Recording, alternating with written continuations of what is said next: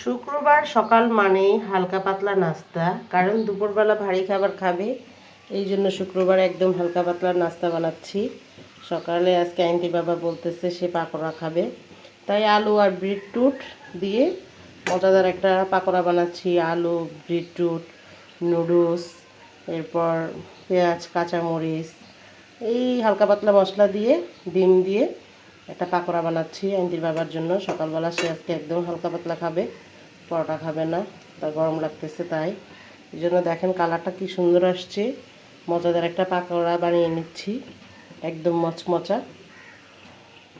মাশাআল্লাহ, পাকোড়ার কালারটা কিন্তু খুবই জোস আসছে, একদম হলুদের মধ্যে লাল, বিটরুটটার কারণে একদম লাল লাল লাগতেছে, হলুদের মধ্যে লাল, খুবই সুন্দর লাগতেছে।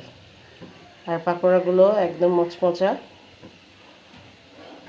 আয়ান, এই যে বাবা, খাও খাও, মজা, খেয়ে দেখো মজা।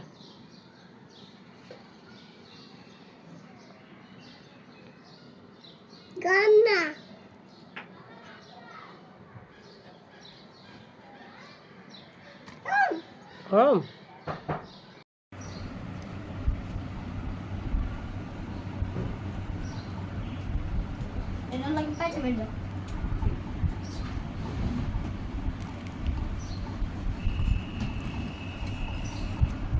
আয়ান, মজা।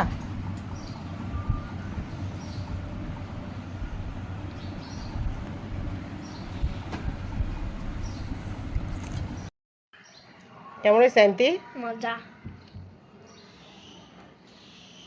তোমার পছন্দ হয়েছে? পারফেক্ট।